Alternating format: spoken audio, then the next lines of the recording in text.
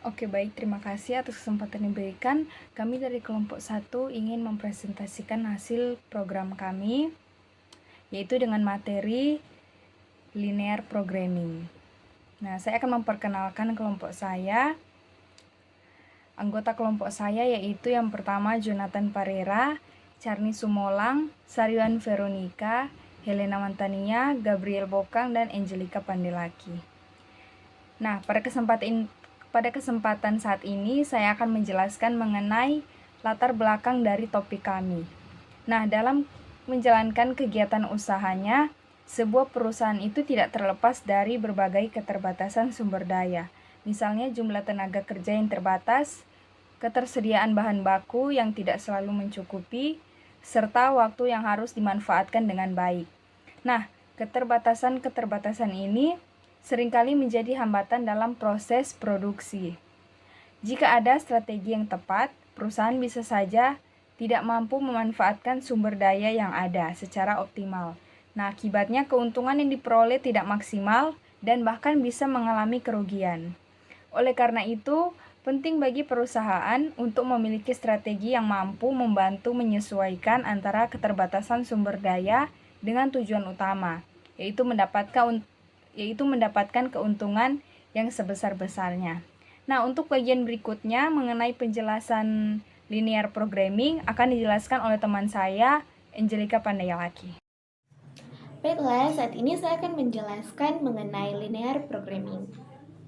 Linear programming atau LP adalah metode optimasi untuk mencari hasil terbaik, bisa berupa maksimisasi atau minimisasi. Linear programming memiliki 3 komponen utama. Pertama, fungsi objektif, yaitu tujuan yang ingin dicapai. Kedua, variabel keputusan, yaitu jumlah produk yang diproduksi. Serta komponen ketiga, kendala, yaitu keterbatasan sumber daya yang harus dipenuhi. Nah, di bagian ini kita punya contoh soal untuk linear programming, di mana ada sebuah perusahaan yang memiliki 3 jenis produk, yaitu produk A, produk B, dan produk C. Masing-masing produk mempunyai keuntungan yang berbeda, tetapi untuk membuatnya diperlukan sumber daya berupa jam kerja buruh dan bahan baku. Produk A memberikan keuntungan 3, membutuhkan 5 jam buruh, dan 4 kilogram bahan. Produk B memberikan keuntungan 5, membutuhkan jam buruh, dan 6 kilogram bahan. Sedangkan produk C memberikan keuntungan 2, membutuhkan 4 jam buruh, dan 3 kilogram bahan. Permasalahannya di sini adalah kita punya keterbatasan sumber daya. Total jam buruh yang tersedia hanya 240 jam, sedangkan total bahan yang tersedia hanya 400 kg. Jadi, tidak semua produk bisa diproduksi sembarangan. Kita harus mencari kombinasi jumlah produk A, B, dan C yang paling tepat supaya perusahaan mendapat keuntungan yang maksimal. Selanjutnya kita akan masuk dalam penjelasan program, yang dimana kelompok kami menggunakan bahasa pemrograman Python dan mengimport library yaitu Tkinter, message box, dan juga pulp.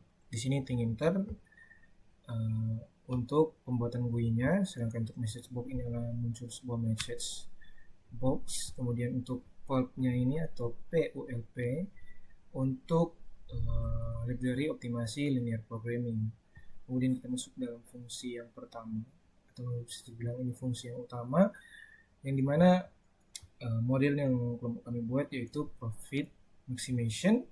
Kemudian ada variabel yang sudah variabel keputusannya yaitu ABC. Kemudian ada fungsi tujuan yaitu modelnya sama seperti rumusnya. Kemudian ada kendala, model kendala, yang dimana ada batas bahan dan juga jam kerja. Kemudian ada model solve, yang dimana ini memberikan solusi, contohnya itu invisible, optimal, dan lain-lain. Ini untuk sistem keputusannya. Itu menunjukkan model status-statusnya, contoh optimal atau contoh invisible dan lain-lain. Kemudian kita masuk dalam fungsi yang kedua, yaitu fungsi ini untuk GUI-nya, yang dimana ada title, yang untuk GUI-nya itu optimasi produksi yang input secara manual. Kemudian ada label, untuk labelnya itu optimasi produk. Kemudian ini untuk inputan jam kerjanya. Setelah itu ini inputan untuk ketersediaan bahan, dan ini inputan atau button, lebih tepatnya button checklist jika ingin nilainya itu berbentuk integer atau bilangan bulat. Kemudian ini button yang akan menghitung atau mengoperasikan input-input yang sudah kita taruh, yaitu ketersediaan bahan, ketersediaan jam kerja, dan juga ini checklist untuk bilangan bulat. Kemudian kita masuk dalam fungsi yang terakhir, di mana fungsi ini yaitu pengoutputan. Dia akan muncul, untuk bunyinya dia akan muncul di bawah. Jika contoh ada kesalahan input, dia akan otomatis memberikan message, yaitu input salah, masukkan nilai numerik yang positif untuk jam kerja. Contoh, kita memasukkan nilai yang negatif, otomatis dia tidak bisa teroperasi, karena otomatis jam kerja dan bahan itu harus yang positif, tidak bisa yang negatif. Dia akan muncul message box error.